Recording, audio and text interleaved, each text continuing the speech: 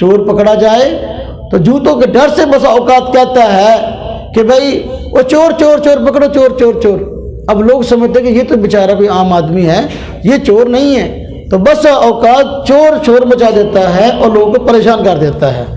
تو وہ لوگ جو سیدنا صدیق اکبر کے ایمان پہ بحث کرتے ہیں، جو ان کے اعمال پہ بحث کرتے ہیں، وہ ان کا اپنا ایمان مشکوک ہے، ان کو چاہیے پہلے اپنی بات کریں۔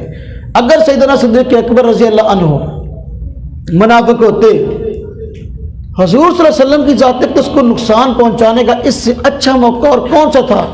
جب ہجرت کے لیے گئے ہیں، غار کے اندر تنہا ہیں، وہاں نقصان نہیں پہنچا سکتے تھے؟ وہاں تو سانپ کے جو ہے وہ اپنا زہر برداشت کر رہے ہیں اور سانپ ڈس رہا ہے، ابوبکر صدیق رضی اللہ عنہ تک نہیں نکالتے اور کفار ڈھونڈتے ہوئے آ جاتے ہیں۔ سیدنا صدیق اکبر رضی اللہ تعالیٰ عنہ اگر منافق ہوتے تو اسی وقت کفار کے ہاتھوں پکڑا دیتے اور انعام لے لیتے۔ کفار نے کتنا بھاری انعام رکھا ہوا تھا، کیا عقل کام نہیں کرتی؟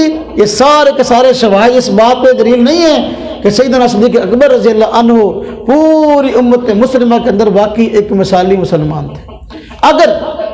اگر سیدنا صدیق اکبر سے بڑھ کر کوئی مومن ہوتا اس وقت، حضور نبی پاک صلی اللہ علیہ وسلم سیدنا صدیق اکبر کو ساتھ نہ لے کے جاتے ہجرت کے سفر پہ، بلکہ جو ہے اس کو لے کے جاتے۔ کیوں؟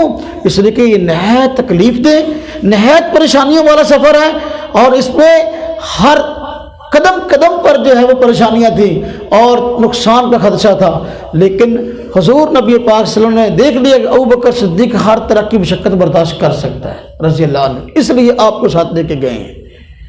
تو لہذا آپ کا ایمان بھی قرآن سے ثابت ہوا، اعمال کا اچھا ہونا بھی قرآن سے ثابت ہوا، صحابی ہونا بھی قرآن کریم سے ثابت ہے، اور صحابیت اور منافقت کبھی جمع نہیں ہو سکتے۔